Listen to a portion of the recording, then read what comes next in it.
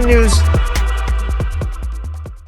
So, actually, before we get into this, Reef, I wanted to ask you, because I said I had no clue about this debate at all. Did you? Like, no, not really. I think I've seen clips of Baldwin's statements, from this, but like not the whole thing. So right. But it came up on Reddit, and I went, this is something Collin will want to watch, and Collin's like, let's do that on stream. I'm like, okay, cool.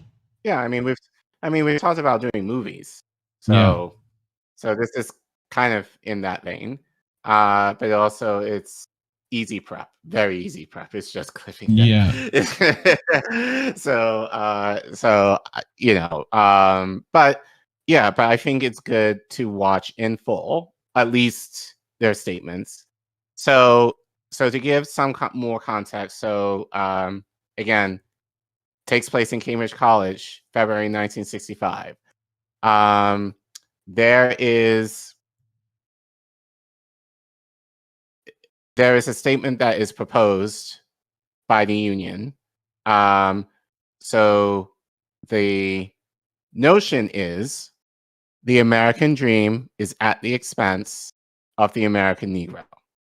So basically, for this debate, James Baldwin is, for this, right, and then Buckley is against is this. So right. And we know who James Baldwin is, African American writer and activist, especially in the civil rights movement.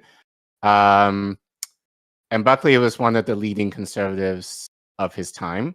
Yeah, he's a character within himself. Not one that I like. And you'll like, see why later. Right. So for right now, we're going to see the opening statement. So this was so the person who spoke is David Hedgecock. I believe he was a student, at Cambridge College. So he's going to make the opening statement. So let's hear him first. Yep. And then we'll chat. Well, here we are in the debating hall of the Cambridge Union.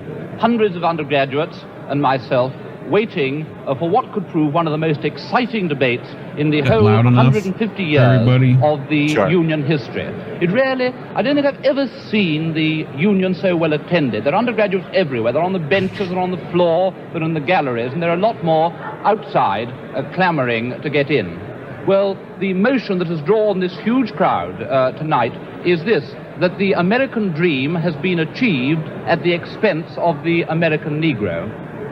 The debate will open with two undergraduate speakers, one from each side, and then we shall have the first distinguished guest, Mr. James Baldwin, the well-known American novelist who's achieved a worldwide fame with his novel, Another Country.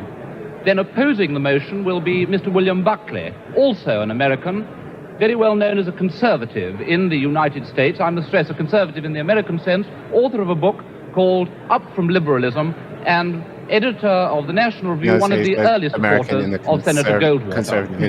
Well, this is the setting of the debate. Because even back then, the difference between UK conservative and American conservative was pretty big. Right.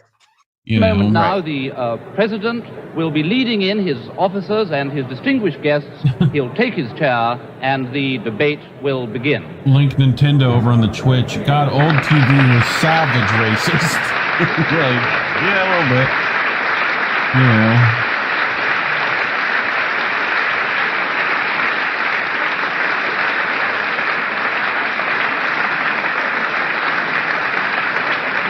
I mean, that was the accepted term back then, too, which is just kind of wild.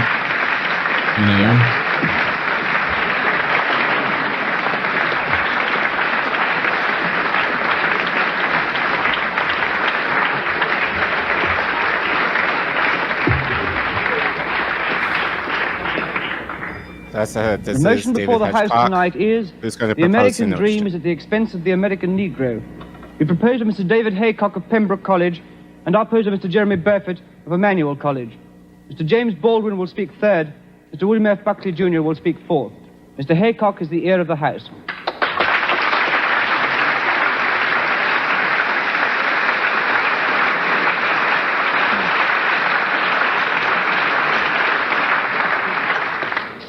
Mr. President, sir, it is the custom of the House for the first speaker in any debate to extend a formal welcome to any visitors to the House. I can honestly say, however, that it is a very great honor to be able to welcome to the House this evening Mr. William Buckley and Mr. James Baldwin. Mr. William Buckley has the reputation of possibly being the most articulate conservative in the United States of America. He was a graduate of Yale, and he first gained a reputation for himself by publishing a book entitled God and Man and Yale. Since then, he has devoted himself to the secular, and this has included Norman Mailer, Kenneth Tynan, Mary McCarthy, and Fidel Castro, none of whom have come out of their confrontations unscathed. At present, his principal occupation is editing a right-wing newspaper in the United States entitled The National Review. Mr. James Baldwin is hardly in need of introduction. His reputation, both as a novelist and as an advocate of civil rights, is international. His third novel, Another Country, has been published as a paperback in England today. Mr. Baldwin and Mr. Buckley are both very welcome to the House this evening.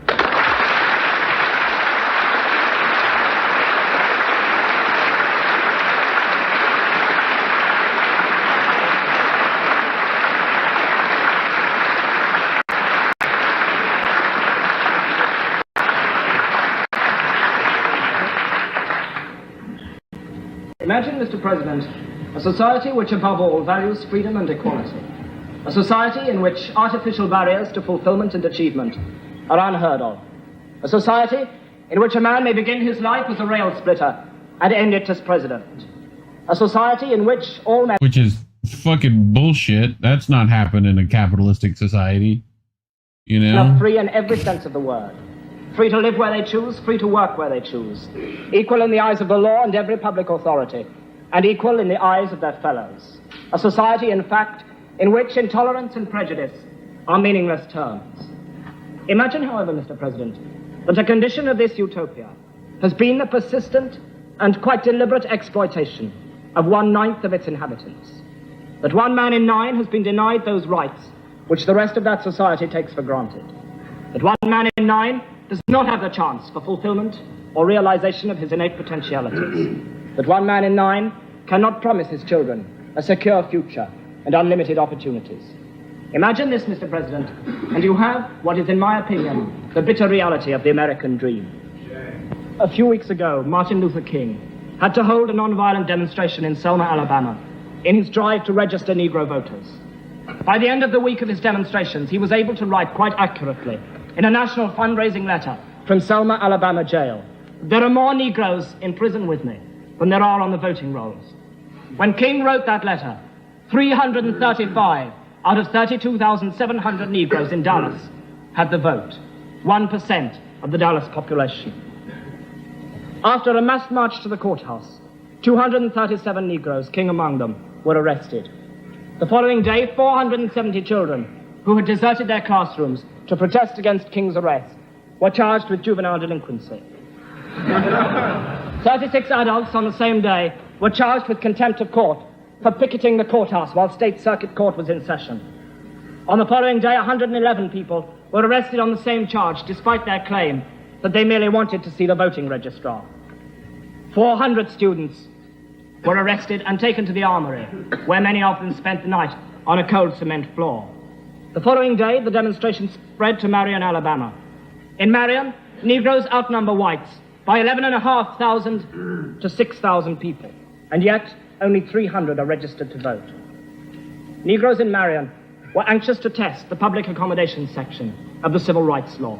They entered a drugstore, and there they were served with Coca-Cola laced with salt, and were told that hamburgers had risen to $5 each. After the arrest of 15 Negroes for protesting against this treatment, 700 Negroes boycotted their classes next day and marched in orderly fashion to the jail.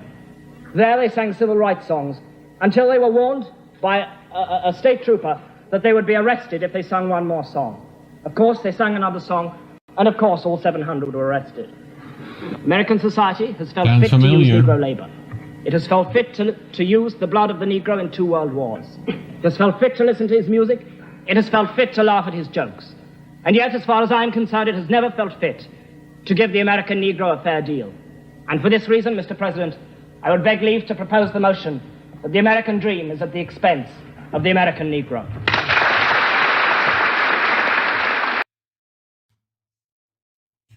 Sure. Thoughts as we get started. I mean, I feel like this like utopia he's calling for definitely doesn't exist for either party at this point. You know, like and he's like, that's this ideal we're supposed to uphold. You know, like it's like, yeah, but do we? Like, not really. You're asking the right questions, but you know, like we definitely haven't made it there yet for really anybody other than the top percent, you know. The motherfuckers at Yale and Cambridge. You know. I think for me, I've really thought a lot about this within the last couple weeks in terms of, you know, I remember when I was naturalized as a citizen 10 years ago, that the judge who presided over us getting our American citizenship, from what I remember him saying, was, you are now a part of the experiment in terms of how we can make this country really work in terms of what the founding fathers wanted. And I have to remember that the idea of freedom, life, and the pursuit of happiness wasn't meant for me. Or more especially, like, it wasn't rich white landowners. That's who it was meant for. It was meant, right. And if you want to go into it even more, basically anyone who wasn't rich. So like, right. Or the ones in power. So that can even include, yeah. So class, really. Yeah. But especially in my case, Black people, because we weren't even considered human. So yeah, we've come a long way in terms of trying to redeem a little bit of that, or come a little bit closer to that ideal, right? That it means everyone here. But well, in 1965, we were definitely having these conversations too. There's another thing that coincides with this too, the McCarthyism on top of that, right? Like, you know, this like, because anyone coming up with solutions to these problems, guess what they got labeled as? You know, just like they're labeled now. Right. Like those commies, you know, the Red Scare coming over to hunt everyone down, which, you know, people like Baldwin, all of them were accused of that, you know? Right. So, like, I mean, this is smack in the middle of Malcolm, and you said, what 3 days later or something? Like, MLK got assassinated? No, Malcolm X was assassinated. Right. But then, like, a couple of months later, MLK.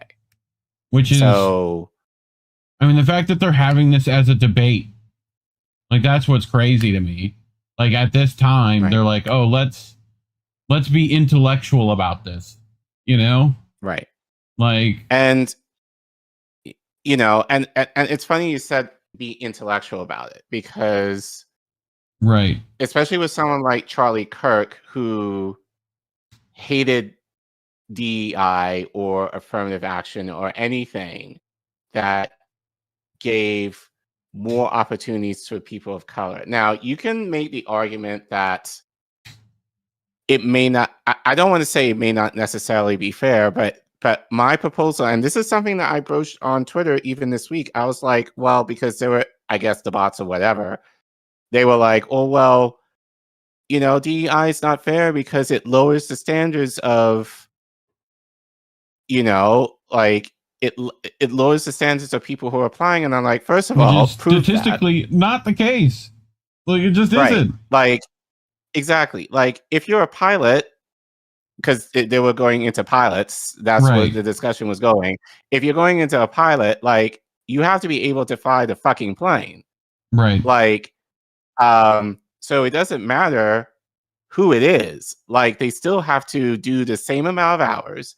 And then so basically it was the idea that I think it was like some article that someone pulled that United Airlines basically said, and I'm not sure if this is entirely true, but the article was that United Airlines said that their goal was to have at least half of their, staff, that's kind of how it was said, to be people of color, which may or may not necessarily be. They do this for women pilots too, right?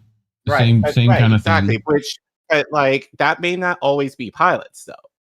So I think that's probably. So I think assuming it's true and assuming it was that, I would want to think that it wasn't just going to be pilots per se. It's just more people who are working for them to have that diversity, within the company. Which I think, like their whole problem, like, it boils down to, well, they're not as educated. Well, why? Well, because they're fucking in poor neighborhoods. Well, why? Like, you just keep digging deeper, and it all goes back to this fucking class problem of, we need fucking labor, and here's the labor. Like, who we happen to have for free. And James Baldwin is going to get into that, like, in the next, when we watch this, like, in the next segment. But that's what I brought up. It's like, well, why does DEI exist? Why does affirmative action exist to begin with? Right. We shouldn't. Nobody was able to answer that question. that it's there. Right. So if you don't like it, then what are you proposing that is going to make things equitable for everybody? I mean, how about free education for everybody? How about we start there? And a free college education, because that's the same thing that a high school education was fucking 70 years ago now. Like, just makes sense to, like, it's just funny that it's like, well, we shouldn't put these people of color in college because it's this fucking pie thinking, right? Of like, someone else is getting the piece of the American pie and not me. That's what this is. Right. And like, instead, your argument shouldn't be, it's like, we got plenty of pie for everyone. Let's make sure that the pie gets to people, like, it's not that hard. We cut about 80% of our military back because we don't fucking need it. We'll stop a couple wars, and we'll try out healthcare and education and see if that makes the fucking country better. And infrastructure. We'll just refund all that money into other shit, Anyway, but talking about stuff like this is why YouTube hates us and demonetized us. So if you would like to support us and ensuring that all of your money goes towards the betterment of growing this channel and network, you can scan the QR code that you see on your screen, or you can go to the Ko-fi link that you see at the bottom of your screen there. If you're in the YouTube chat, type in !donate, all one word, and the Ko-fi link will pop up. If you want to give via PayPal, Substack, and what's the third? PayPal, Cash App. There we go. Yeah. The links are in the description if you prefer those methods. Otherwise, we understand that people may not be always able to give, especially in these times. So the free way and probably the best way that we really want people's support is like, comment, and share. Like, subscribe, and share our content. And make sure you leave a comment, because apparently that helps the algorithm too, I guess. That's what people say. Whether or not that works. But what do you think as far as the opening statement that the American dream is at the expense of Black people? Do you agree? Do you disagree? Let us know in the comments and help us get to free K. We're almost there. We hope to get there by the end of the year. And thank you for watching.